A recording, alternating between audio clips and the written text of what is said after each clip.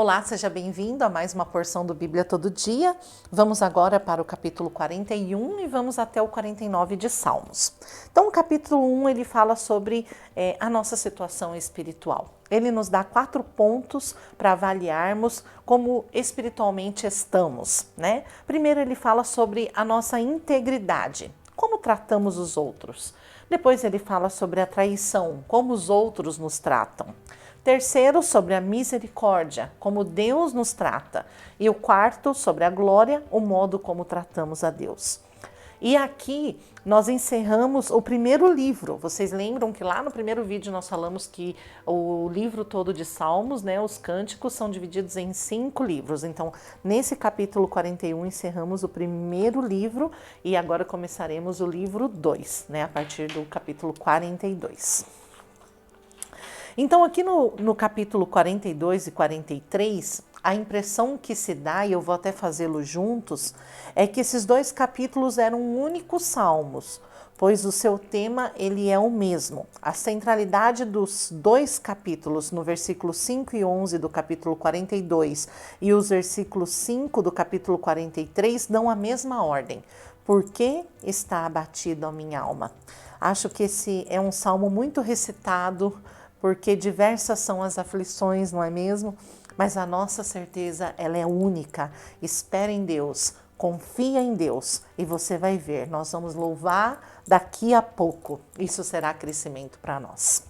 No capítulo 44, até o versículo 8, ele diz o quanto já se ouviu falar sobre os feitos de Deus e o quanto eles confiam nele. Mas novamente estão se sentindo sozinhos, mas mesmo assim eles não voltam atrás. Lá no versículo 18 diz isso.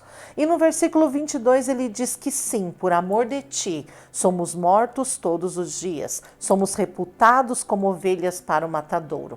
Olha que interessante, lembra que nós também falamos que Salmos tem o maior número de versículos citados no Novo Testamento, né? Nós vamos lembrar de Paulo ensinando os romanos lá no capítulo 8, no versículo 33, esse mesmo texto, né? E vejam que interessante. Lá em Romanos ele está falando sobre o que nos separará do amor de Deus. Esse é o contexto. E diz ainda mais que em todas as coisas nós somos mais do que vencedores. Olhem que paralelo interessante. Parecer ovelhas sendo levadas ao matadouro, mas aos olhos de Deus somos mais do que vencedores. Você é mais do que vencedor, você é filho amado. No capítulo 45, o subscrito é Cântico do Amor, né? Então esse é um salmo identificado como um cântico matrimonial. É evidente que se trata de o casamento de um rei, mas não é qualquer rei. É uma alusão ao Rei dos Reis com a sua noiva, a igreja. Ah, que grande dia! Será lindo, será profundo. Graça, vitória, justiça e glória farão parte desse grande dia. Eu não vejo a hora, não vejo a hora. Capítulo 46. É muito provável que o rei Ezequias tenha escrito o capítulo 46 e talvez até o 47 e 48 por eles fazerem parte do mesmo contexto histórico, né? Muito provável também que o hino conhecidíssimo de Martim Lutero, Castelo Forte, tenha sido inspirado nesse salmo.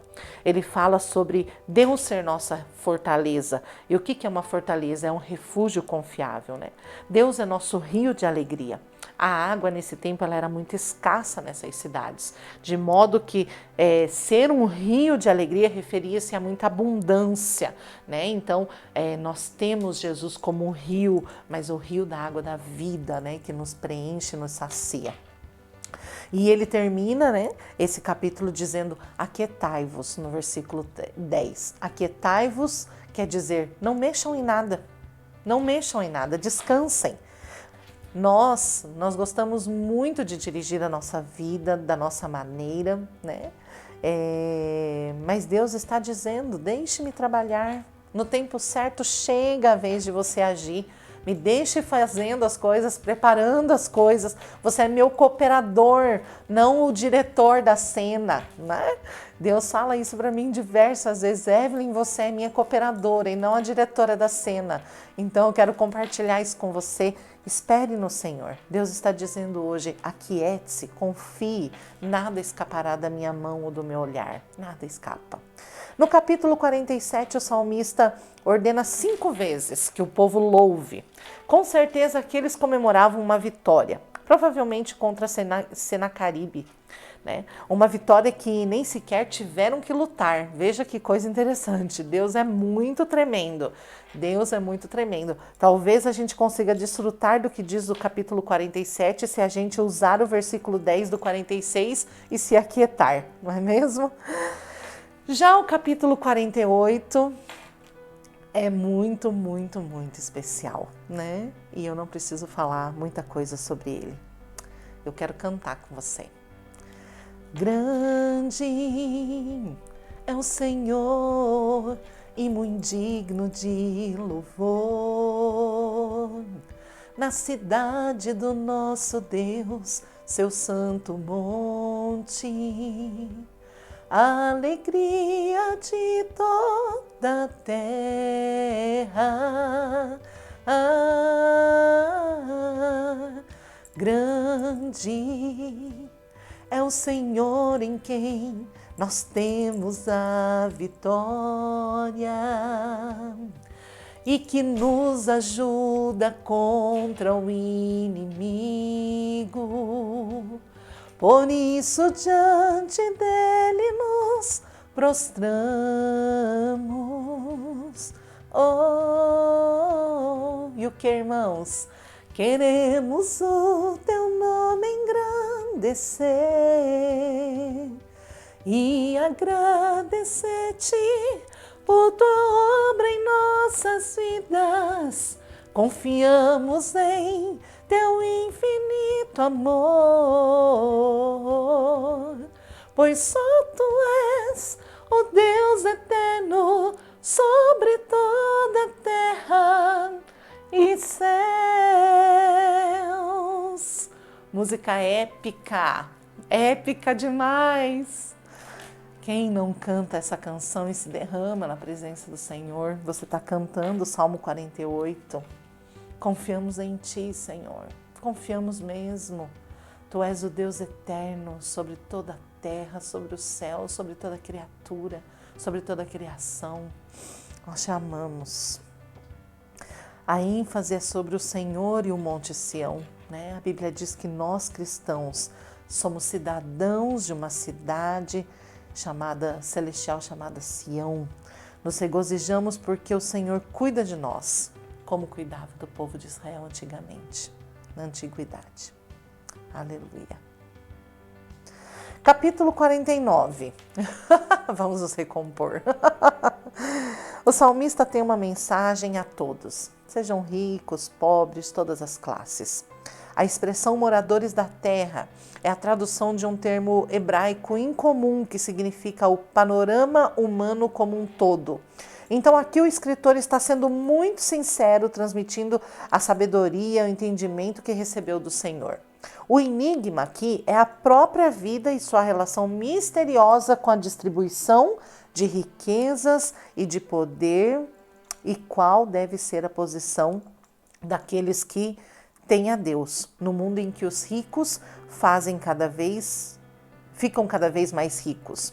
O salmista nos lembra de 3 coisas para nos ajudar aqui a manter uma perspectiva correta em um mundo obcecado pela riqueza e pelo poder, pelo ter e não mais pelo ser, né?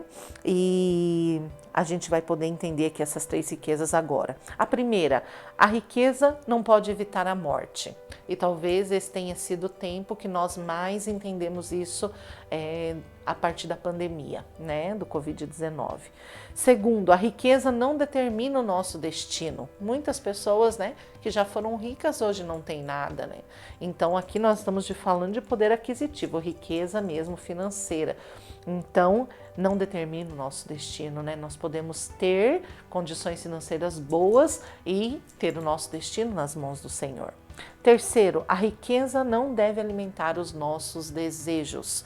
A gente precisa entender por que o Senhor nos dá recursos, por que o Senhor dá a nós a responsabilidade de mordomia, de trabalhar com esse dinheiro, saber investir onde de fato agrada ao Senhor, né? Então, nossa maior riqueza deve ser a nossa salvação, com certeza a nossa salvação. Nossa igreja tem um projeto, né, de alguns cursos e nós vamos ter a oportunidade de entender um pouco mais esse conceito de riqueza, de valores dentro da palavra do Senhor, e você vai poder fazer parte disso. Deus abençoe, até o próximo vídeo.